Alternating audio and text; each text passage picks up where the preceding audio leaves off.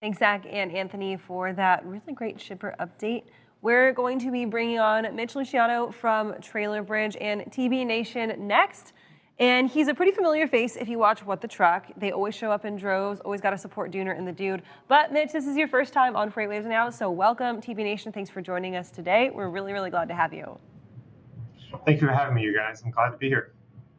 Yeah, Mitch, so tell us a little bit about Trailerbridge for those that don't watch What the Truck or haven't seen you on the show.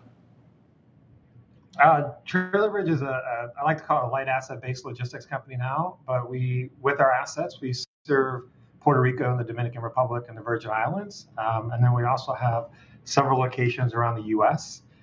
We have a new government group, a new MVOCC, and then we also have a presence in Mexico. So we're just continuing to expand the footprint of who we are domestically and through transportation.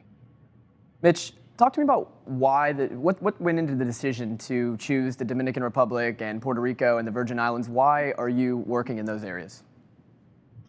Well, Trailerbridge started back in 1991 serving Puerto Rico. That was their goal. And so since that time, we just had a 30-year celebration this past April. We've expanded in the Dominican Republic on a northbound basis prominently. And then also the Virgin Islands, we have a presence there with our partners down there.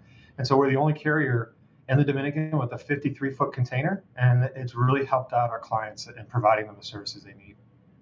And so talk to us kind of about some of the challenges that come with navigating that intra-Caribbean and then cross-border into the United States, now into Mexico as well, kind of navigating that freight, what it takes to really build both domestically and internationally there when you guys are located, domestically with your operations and then have to kind of cross oceans, not to speak like in metaphors there, literally cross oceans to get this to work for you guys. It's not as easy. Puerto Rico is not as easy as Alaska or Hawaii as those are states. Puerto Rico is a commonwealth, so we still have to process a lot of paperwork. We have an amazing team that gets that done. It's not easy. A lot of customers don't understand why they have to go through so much to serve Puerto Rico, being it's really part of the U.S. But the team does an amazing job in getting that done. We have to be detailed. The Virgin Islands has different rules than the Dominican does and Puerto Rico does, and Mexico has different rules. And so we have a very skilled team that understands the laws, the rules, and they ensure that we are in compliance with the proper paperwork and getting that stuff done. So it isn't easy, but it's not as hard as international per se. Dominican is like an international. It's not as hard as serving Asia or something like that, having an agent over there, because we have employees out there. We have employees in Puerto Rico. We have presence in Dominican and Mexico. So that makes life a lot easier to try and deal with another company. Mitch, I'm sure there's different scenarios in each of your areas that you cover right now, but are you guys dealing with, in general, the same types of capacity issues in your areas as we are here in the continental U.S.? But yeah, so our logistics group here in the U.S. obviously is dealing with the same challenges everybody else is. And for Puerto Rico and the Dominican, it's booming. And so, I think everyone, if there's TB Nations listening, if I could produce 1,000 more containers tomorrow and chassis, they would be thrilled. Life would be a lot easier. So it's a good problem to have, but it's still a problem. So I think all the carriers serving Puerto Rico are just running full, just like the Asia trade and the other trades, just running absolutely full, which is, again, a good problem, but you have to manage it the best you can. And so when it comes to kind of mitigating for disruptions, it gets really difficult when you're talking about island countries, especially where you guys are in the Caribbean. You guys are smack dab in the center of Atlantic hurricane season, right? And all the Atlantic hurricanes that come through really impact your service area. Talk to us a little bit about how you guys prep and deal with those storms that move through one after another. They impact your service area and cause those massive disruptions. So our number one thing is obviously we don't put our tugs in harm's way. You never put the personnel in harm's way. Always make sure they're in a safe place. Number two is we make sure that all of our employees have a generator. We've made sure that we've put food and water at the port, that we have 10,000 gallons of fuel, 5,000 diesel, 5,000 unleaded. So that way, if a hurricane does happen to go through there, we're not dependent on the services of the island, and that our employees can be independent and then still serve our barge when our barge arrives to the port. And so, we take care of our people first, and then that way our people can take care of the rest of the citizens of Puerto Rico. So it's very important to us. So we're prepped. We've been prepped for months. Good. That's really, really good, especially now that we're in the throes of Atlantic hurricane season. We're 3 weeks, almost 3 weeks into it now. And of course, the last few seasons, we've seen historic number of storms, historic strength of storms as well. And Puerto Rico was ravaged by Hurricane Maria a couple years back, and a lot of the island is really still struggling to get back on their feet.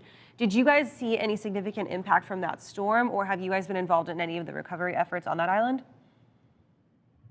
I mean, yeah, we were heavily impacted by that storm. Our people were heavily impacted. We were several of us, I think it was 8 of us, flew in a few days after the storm hit Puerto Rico on a private jet to start helping our employees remove limbs off their trees and be there for them.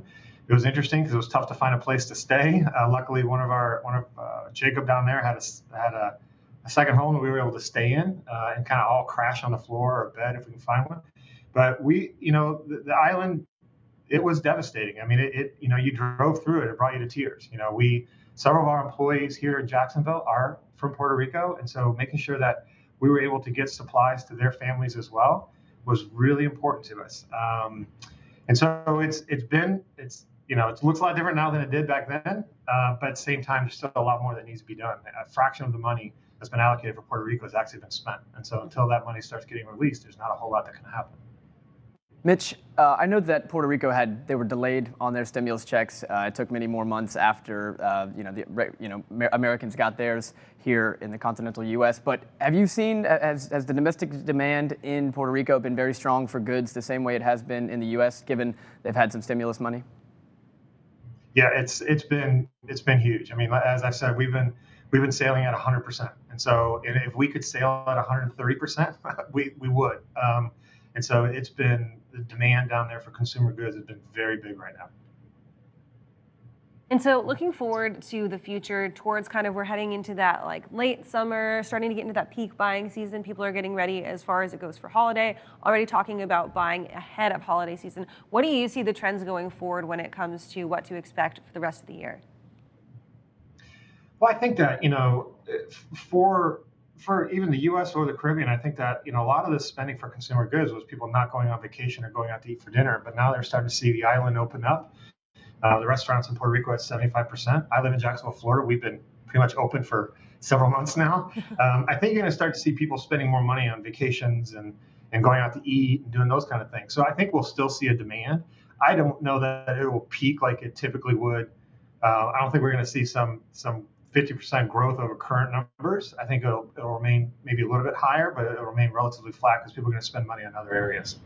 And so as people are picking back up that travel and going back to using those services, talk to me a little bit about the economic recovery that you're seeing both in Puerto Rico and how that feeds into the overall economic recovery in the United States, as well as that an economic recovery of your other service areas as well. I think with Puerto Rico and travel, that's a big, right? Hospitality has become a big piece for them in the island, and people realize you can go down there on a driver's license, and if you have your vaccine card, you can get on the island. And I think some of those restrictions are going to be loosened even more in the coming weeks and months. But seeing the activity, as I said, I live in Florida, and I see the beaches here picking up and people getting more active. I think business is going to reopen up if they've closed. And I think we're going to see more activity from other businesses. And our government piece is, like I said, growing. Our NVOCC is growing. And I think once we start to see other countries, and we do have to vaccinate other countries. There's several countries. Just on a call with someone this morning from South Africa.